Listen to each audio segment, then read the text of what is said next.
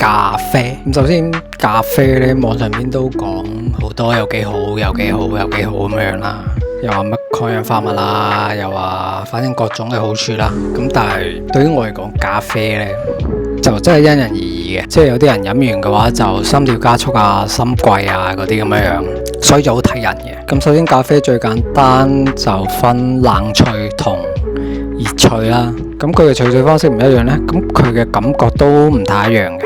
咁以我自己為例啦，我飲冷萃同熱萃係兩種唔同感覺嚟嘅。首先我個人呢就比較熱底嘅，咁如果我飲熱沖呢，我就感覺好熱氣嘅。咁但係如果我飲冷萃呢，唔係好感覺到熱氣嘅，所以我個人就比較中意飲冷萃多啲咯。即係可能佢嘅冷萃同佢嘅熱沖嘅兩種方式唔一樣啊。咁佢令到嗰啲咖啡因分子啊，你當係嗰啲咩分子咩子乜子咁樣，佢嘅活性都唔一樣。咁所以就根據自己嘅身體狀況嚟適當咁飲冷萃或者熱沖啦。咁我自己感覺呢，依家我飲咖啡同以前飲咖啡嗰個耐受程度係唔一樣嘅。依家我飲一兩杯我就已經感覺好熱氣嘅，以前唔會嘅，以前飲熱沖都唔會。咁所以我覺得就平衡好緊要咯，即係如果日日都飲嘅話呢，有啲太過啦。即係依家有一個說法呢，就係話咖啡其實就係透支你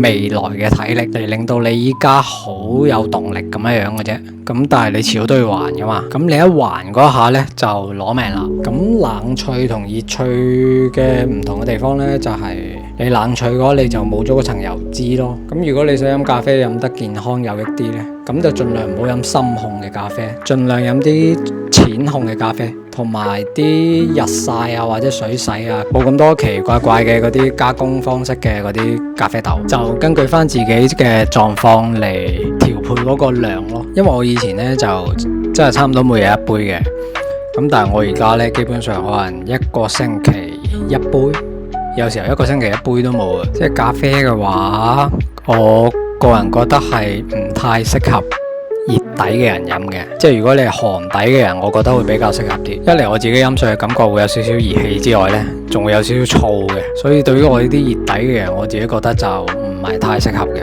咁仲有最簡單嘅邏輯，人會隨着時間會不停會改變嘅。咁你依家或者以前呢樣嘢適合你，咁但係唔代表未來或者10年20年之後佢都同樣會適合你。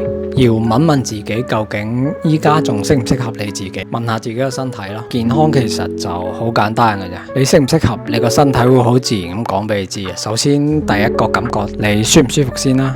咁有啲就冇話不適唔妥嘅感覺嘅，咁但係就要經過長年累月咁積聚落嚟，就產生一個病。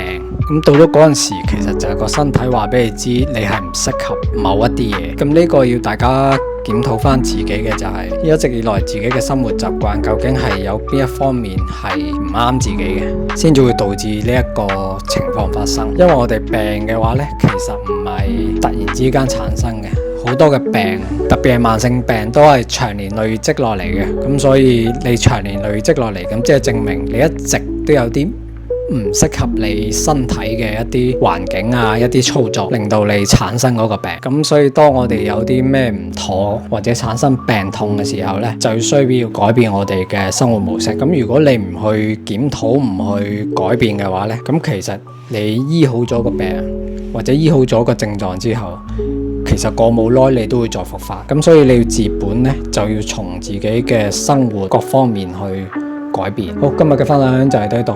希望大家身體健康 ，peace。